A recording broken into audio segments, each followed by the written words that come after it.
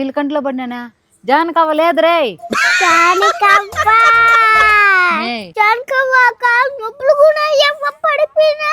ఎక్కడ పడిపోయావు నాయన ఏదో చూపియా చూడు పాప కాలు నొప్పి ఎక్కువైపోయిందిరా డాడీకి చెప్పి హాస్పిటల్ తీసుకుపోతాడు తొందరగా చెప్తలేవా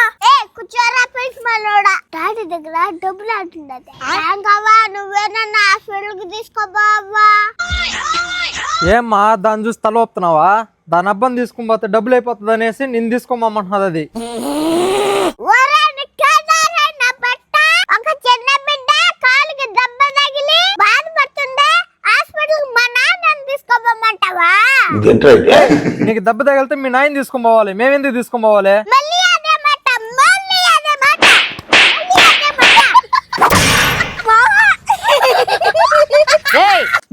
ఎందుకు నా కొడుకును కొడుతున్నావు ఇప్పుడు జానకవ్వా తరవాగవ్వా మధ్యలోవ్వా చూసుకోవా ఏమి నాతో కామెడీ చేస్తున్నావు నువ్వా మీ చెల్లి అయితే నా కొడుకును కొడతాదా నీ కొడుకుని కాదే నిండు చిట్టి తల్లి కార్తీక్ హాస్పిటల్ కి తీసుకోపోయే దానికి ఎన్ని మాట్లాడుతున్నారా మీరు మాకు ఆసుపత్రులు బట్టి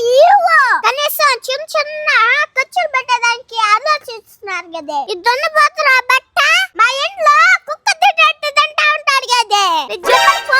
ఓయ్ ఇంకొక సూరు మా అమ్మ మీద చేయి పడిందానికి అయిపోతావు ఓ నువ్వు మా దీని కథ చూస్తాను అట్టే మధ్యలో లెంగడా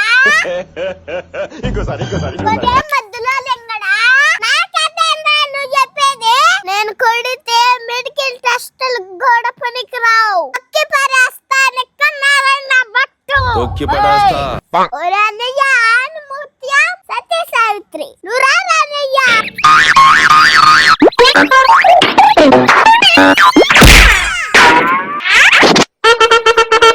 నా కొడుకు ఏమైందిరా నా భార్యకి ఏమైందిరా నాయన రంజిత్ మామా కొట్లాడుకుంటున్నారు మధ్యలో పోయి ఆపిన దానికి తోసేశారు నాన్నగారు అవును నాన్నగారు ఏంటక్క ఏంటి రంజిత్ మీరిద్దరు కొట్లాడుకొని పిల్లకాయల మీద ప్రతాపం చూపించేది ఏంది అయినా అమ్మ కొడుకులకి ఏంది రచ్చలో చెప్ప మీలాంటి టోల్ కార్డు రానే రాకూడదు పిల్లకాయలు రాని రా పోదామా అమ్మ కొడుకులు ఎందుకు గొడవ అమ్మ కొడుకులు ఎందుకు గొడవ ఎట్లా పడిపోండి ఇట్టాడితే అవుతుంది అన్నిసార్లు అడిగారు ఎక్కడికి వెళ్తున్నావు అని